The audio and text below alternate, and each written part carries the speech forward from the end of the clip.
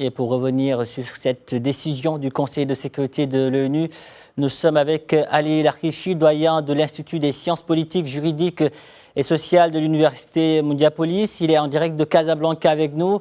Ali Larkichi, bonsoir et merci d'avoir accepté notre invitation. Bonsoir, avec plaisir. Alors, que vous évoque cette décision du Conseil de sécurité de l'ONU qui vient de prolonger d'un an le mandat de la MINURSO? Tout d'abord, c'est une victoire diplomatique du Maroc. La résolution qui a été votée aujourd'hui au Conseil de sécurité, donc la résolution 2756, vient dans la droite ligne ou dans la ligne droite des autres résolutions de 2021, 2022, 2023, et qui confirme encore une fois la marocanité du Sahara, la proposition marocaine du projet d'autonomie dans l'intégrité territoriale sous la souveraineté marocaine. Donc c'est une autre victoire diplomatique aujourd'hui au niveau de l'instance, des instances, c'est-à-dire le Conseil de sécurité des Nations Unies, et cela vient juste après que le président de la France a réaffirmé la position de la France pour la souveraineté du Maroc sur ses territoires sud, ses provinces sud, et que c'est comme il a dit, le présent et l'avenir du Sahara. Il est marocain, il restera ad vitam aeternam Ali Larkichi, marocain. nous aurons l'occasion de revenir sur cette position française, mais toujours à New York, aujourd'hui, le Conseil de sécurité a aussi réaffirmé son soutien à l'initiative marocaine d'autonomie. Selon vous, quel est le message que le Conseil fait passer à travers cette position? D'abord, le premier message, c'est que la résolution, elle part du principe, c'est-à-dire qu'elle prend la date de 2007. La date de 2007 est exactement le 11 avril 2007 où le Maroc a proposé le projet d'autonomie.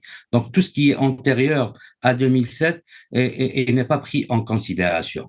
Donc, cela est la première affirmation. La deuxième chose, c'est que le Conseil de sécurité appelle encore le voisin de l'Est, c'est-à-dire l'Algérie, à s'asseoir aux tables rondes pour trouver cette solution politique, c'est-à-dire qui est proposée par le Maroc. Et on sait très bien que maintenant l'Algérie, il est membre du Conseil de sécurité, et malgré toutes les manœuvres qu'il a essayé de faire au moment, c'est-à-dire au niveau du vote de cette résolution, le Maroc est sorti triomphant. La troisième chose, c'est que le Conseil de sécurité a rappelé à l'ordre, encore une fois, le Polisario, par exemple, pour les actes, je dirais, criminels qui sont au niveau de l'est du mur marocain, de défense marocain. Il a appelé encore, rappelé le Polisario au cessez-le-feu, et puis encore, le Conseil de sécurité, l'Algérie a essayé de manœuvrer avec 2 amendements, mais ils ont été rejetés. Il a essayé d'utiliser l'article 33 c'est-à-dire au niveau du Conseil de sécurité pour passer ces 2 amendements, mais ils ont été rejetés. Donc, le vote était à l'encontre de ces 2 amendements. Donc, c'est une victoire du Maroc à tous les plans et à tous les sens. Et quand on lit la résolution, on voit effectivement d'abord ces 12 pays qui ont voté pour la résolution dans 4 pays, c'est-à-dire du permanent du Conseil de sécurité, à savoir le Royaume-Uni, les États-Unis, la France et la Chine.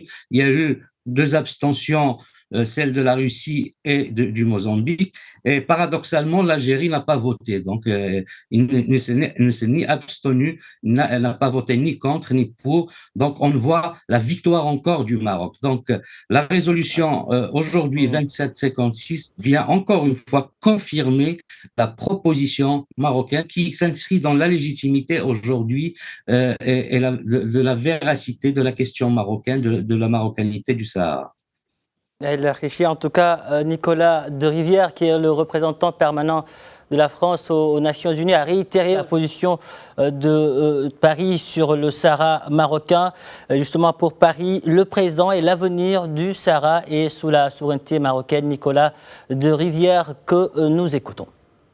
Madame la Présidente, la France se félicite de l'adoption de la résolution qui renouvelle pour 1 an le mandat de la MINURSO. Grâce à la résolution que nous venons d'adopter, la MINURSO pourra continuer de jouer un rôle clé pour la stabilité de la région. Nous saluons sa coopération avec les autorités marocaines. La France n'a pas voté en faveur des amendements présentés par l'Algérie, car elle estime que le mandat de la MINURSO est en l'état adapté à la situation. Nous nous félicitons de la reprise des opérations de ravitaillement de ces sites d'observation à l'est du Berme. La MINURSO doit être en mesure de mettre en œuvre le mandat que ce Conseil lui a confié, et il est essentiel de veiller au respect de sa liberté de mouvement, comme cette résolution le demande. Sur le terrain, la France appelle à une cessation des hostilités et à un retour au cessez-le-feu. Les hostilités de faible intensité ne doivent pas nous faire oublier les risques que ce conflit porte pour la stabilité de la région et les populations locales. Madame la Présidente, notre position est connue. Pour la France, le présent et l'avenir du Sahara occidental s'inscrivent dans le cadre de la souveraineté marocaine. L'autonomie sous souveraineté marocaine est le cadre dans lequel cette question doit être résolue et notre soutien au plan d'autonomie proposé par le Maroc en 2007 est clair et constant. Pour la France, celui-ci constitue la seule base pour aboutir à une solution politique juste, durable et négociée, conformément aux résolutions de ce Conseil. Nous relevons aussi qu'un consensus international de plus en plus large se dégage en ce sens. Il était important que le Conseil prenne note de cette dynamique, comme il le fait désormais dans cette résolution. Au demeurant, la poursuite du développement économique et social de cette région est un impératif. Nous saluons tous les efforts faits par le Maroc à cet égard. La France l'accompagnera dans cette démarche au bénéfice des populations locales. Il est temps d'avancer. Nous encourageons toutes les parties à se réunir en vue d'un règlement politique qui est à portée de main.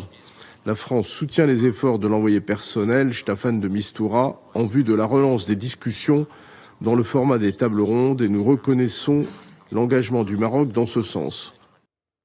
Alors, Ali Larrichi, vous êtes toujours avec nous. Cette position de la diplomatie française concernant le Sahara marocain est réitérée au lendemain de la fin de la visite d'Emmanuel Macron au Maroc. Paris, visiblement, ne fait plus dans la demi-mesure.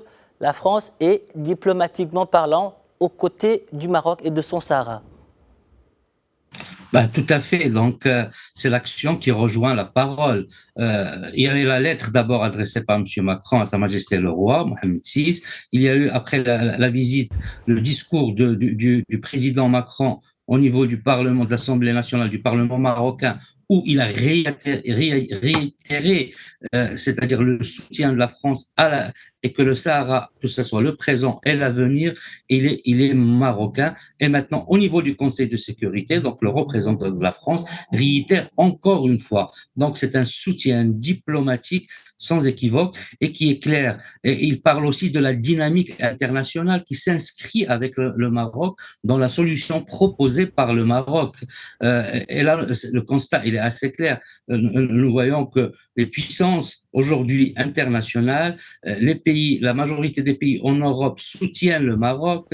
Je citerai l'Espagne, l'Allemagne, les autres pays qui ne siègent pas aujourd'hui au Conseil de sécurité. Mais nous voyons le Royaume-Uni, les États-Unis et la Chine aussi qui a voté pour cette résolution qui est toujours en faveur du Maroc. Donc aujourd'hui, la dynamique internationale et la communauté internationale s'inscrit avec la solution et avec la véracité internationale et la légitimité juridique du Maroc sur ces provinces sud, c'est-à-dire sur le Sahara marocain. Donc effectivement, la France a fait rejoindre, c'est-à-dire son action à la parole et à ses déclarations. Et ce soutien diplomatique, je pense, il sera au niveau, d'ailleurs, le président Macron l'avait signalé, il l'a bien souligné, il sera dans les institutions internationales, les institutions européennes et cette diplomatie. Donc, cet engagement diplomatique, nous l'avons vu très bien au niveau du Conseil de sécurité. Et encore une fois, qui mieux que la France,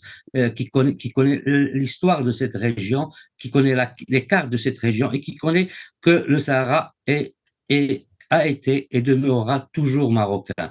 Donc, encore une fois, une victoire diplomatique du Maroc, une dynamique qui va dans le sens je dirais, de la véracité internationale, du droit international. Et maintenant, il faut que, je pense, l'appel aux tables rondes qui est fait pour le mois d'avril 2005. Il faut que l'Algérie s'assoie avec le Maroc et avec la Mauritanie et bien sûr le Polisario pour trouver une solution, la solution proposée par le Maroc, l'autonomie sous la souveraineté marocaine et l'intégrité territoriale. Je pense que le message est clair. Merci. De résolution. Je vous en prie, je vous en prie. Ali Lakhichi, merci. On est un peu rattrapé par le temps. En tout cas, merci d'avoir répondu à nos questions. Avec plaisir.